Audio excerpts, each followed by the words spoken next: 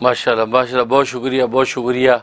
अल्लाह ताला आपको बरकत अता फ़रमाए। आपने मेरी जो इल्म की और मेरी हिकमत को अप्रिशिएट किया है, अल्लाह वाकई मुझे इल्म और हिकमत अता फ़रमा दे। वमन युतिल हिकमत फ़क़द ऊतिया खैरन कसीरा। कुरान ने कहा कि जिसको हिकमत अता कर दी जाती है उसको खैर कसीर अता कर दिया जाता है। अल्लाह ये खैर कसीर मुझे नसीब फ़रमाए और वाकई इल्म सही और इल्म नाफ़े से जो है मुझे मुनव्वर फ़रमाए और आपकी मोहब्बत को कबूल मंजूर फ़रमाए। बाकी आपने सवाल बड़ा अच्छा किया कि क़ज़ा उम्री का क्या तरीक़ा है, किस तरह करनी है। हम हनफ़ी हैं, लिहाजा हनफ़ी जो फ़िक़ा के मुताबिक उसका तरीक़ा कार क्या है।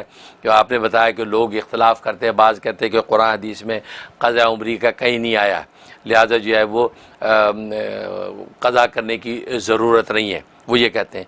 पहली बात तो ये कि असल में वो नादानी कर रहे हैं, उनको कोई मुगालता लग गया, उन्होंने ये बात कर दी है। हालांकि ऐसा नहीं, ये तो कुरान और सुन्नत ही का हुक्म है। बल्कि जो है सियासिता में इमाम बुखारी जैसे आदमी ने बाब ही क़ज़ा नमाज़ों का बांधा है और उसका बाब का नाम रखा बाब क़ज़ाइल फ़वात, फ़ौत शुदा नमाज़ों की क़ज़ा करने का बाब। ये बाब का उन्वान ये बांधा और उसके तहत जो है उसके तहत हदीस वो लाए कि ग़ज़वा खंदक के मौका पर नबी करीम सल्लल्लाहु अलैहि वसल्लम की नमाज़ें क़ज़ा हो गई थी। 5 नमाज़ें क़ज़ा हो गई उस जंग की तैयारी में, खंदक के बनाने में 5 नमाज़ें क़ज़ा हो गई। और आपको बहुत इसका सदमा और अफसोस कि ये इन ज़ालिमों की वजह से हमारी नमाज़ें क़ज़ा हो गई।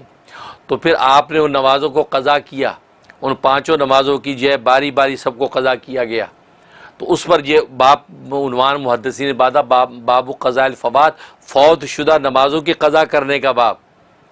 तो गोया कि इशारा कर दिया कि फ़ौत शुदा नमाज़ों की क़ज़ा करना ज़रूरी है, करनी है। तो ये तो और फिर नबी पाक सल्लल्लाहु अलैहि वसल्लम ने खुद करके दिखाई। तो क्या नबी पाक सल्लल्लाहु अलैहि वसल्लम वक्त देखते कि जो नमाज़ें फ़ौत हो गई हैं तो लिहाजा उनकी क़ज़ा वज़ा नहीं है, तो नबी ने क्यों पढ़ी? आपने बाकायदा उसी तरीक़े से जो है उनको बाजमात पढ़ी, जैसे वो फ़र्ज़ हुई थी उसी तरह बाजमात पढ़ी, ठीक है ना। इसलिए तो पूरी हदीसें मौजूद हैं। और फिर कुरान करीम में अल्लाह तबारक व तआला ने नमाज की फ़र्जियत को लाजिम कर दिया। वाक़ीमुस्सलात व आतू ज़कात, नमाज को कायम करो, कायम को फ़र्ज़ को पूरा करो।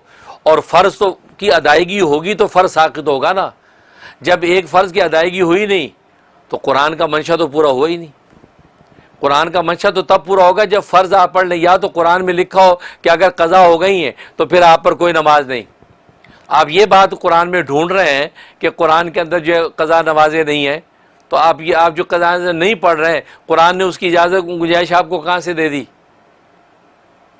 कुरान ने तो कहा कि नमाज जो इन्ना सलात कानत अलल मोमिनीन किताब मौक़ूता, वक्त मुक़र्रर पर नमाज ये फ़र्ज़ की गई है। जब उस फ़र्ज़ की गई है तो फ़र्ज़ की अदायगी हुई नहीं, इसका मतलब है कि वो साक़ित नहीं हुआ, उसको अदा करना पड़ेगा। या तो साक़ित की आयत दिखा दें आप कि कुरान में ये लिखा है ये साक़ित हो गई हैं, या तो फिर ये फिर हम माने कि हाँ जी कोई नहीं अब माफ़ हो गई। क्योंकि लेकिन जब आपने फ़र्ज़ अदा ही नहीं किया, तो जब अदा नहीं किया तो वो फ़र्ज़ आपके सर पर है, आपको उसको अदा करना है कहीं ना कहीं, उसी को क़ज़ा बोलते हैं। और हदीसों में नबी पाक सल्लल्लाहु अलैहि वसल्लम ने वो बाकायदा करके दिखा दिया। असल में इनको बाज़ दफ़ा धोखा इस हदीस से भी लगता है कि हदीस में फरमाया कि मन नाम अन सलातिन और नसियाहा, कि जो नमाज से सोता रह गया या भूल गया है, मन नाम अन सलातिन और नसिया, ये कहा तो फरमाया कि तो फलयुसल्लिहा इज़ा ज़करहा, तो उसको चाहिए कि उसको अदा कर ले जब याद आ जाए। तो वो नादान ये कहते हैं कि यहाँ पे नबी ने कहा कि नमाज या तो भूल गया हो या नमाज जो है उसकी या सो गया हो, ये 2 कैटेगरी जिक्र की हैं।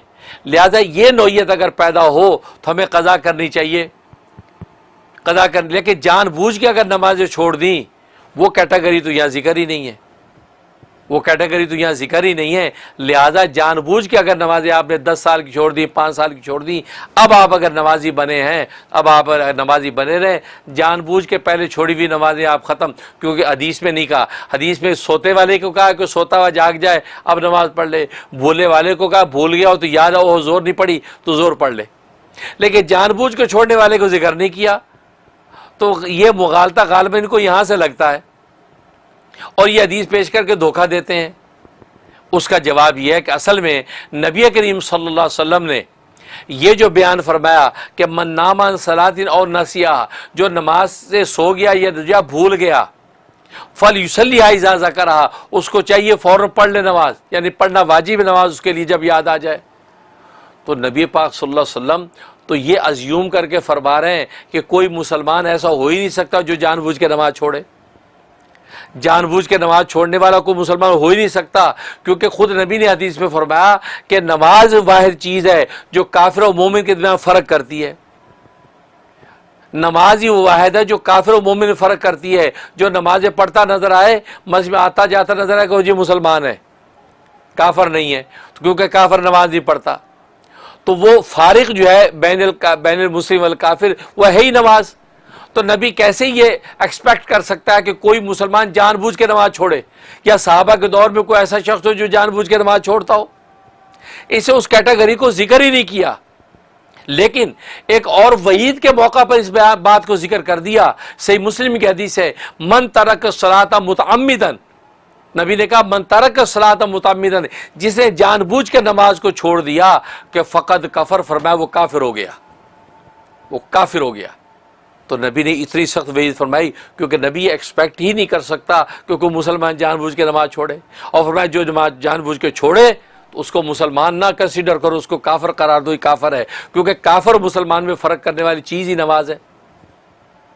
लिहाजा ये लोग जो है ये फितना फैलाते हैं, दीन की जो है वो कुतर बेमत करते हैं, उसको काटते हैं दीन को, ये दीन में तसाउल पैदा करते हैं, दीन में चुस्त नहीं करते उम्मत को, ये दीन की खिदमत नहीं कर रहे, ये दीन को बिगाड़ रहे हैं, ये दीन में आसानियाँ पैदा नहीं कर रहे, ये आसानियों को दीन बनाने के चक्कर में है। और आसानियों को दीन बनाने का नबी ने हुक्म नहीं दिया, दीन में आसानियाँ पैदा करने का हुक्म दिया है।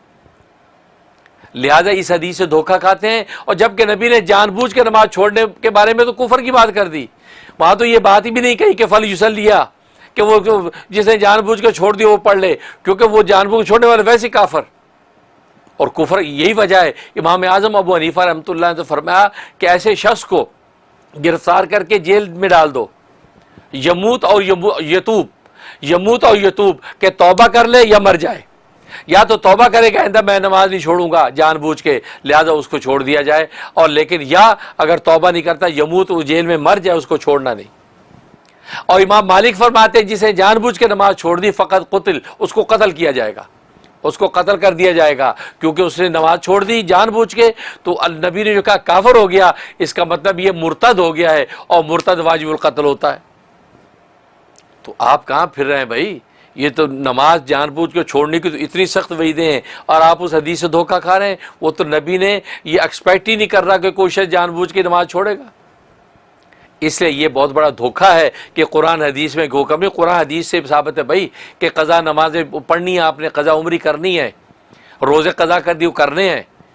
अब रहा उसका तरीक़ा क्या है, वो अब तरीक़ा आप समझ लीजिए। उसका तरीक़ा ये है कि आप जो हिसाब लगाएंगी ज़िंदगी की नमाज़ों का, ज़िंदगी की नमाज़ों का आप हिसाब लगाएं कि भाई 10 साल की नमाज़ें फौत हुई हैं, 2 साल की हुई हैं, वो लगा ली आप में से 5000 नमाज़ें बन गई आपकी, 5000 फजर, 5000 ज़ोर, 5000 असर, 5000 मगरिब, 5000 इशा, 5000 नमाज़ें मसला बन गई।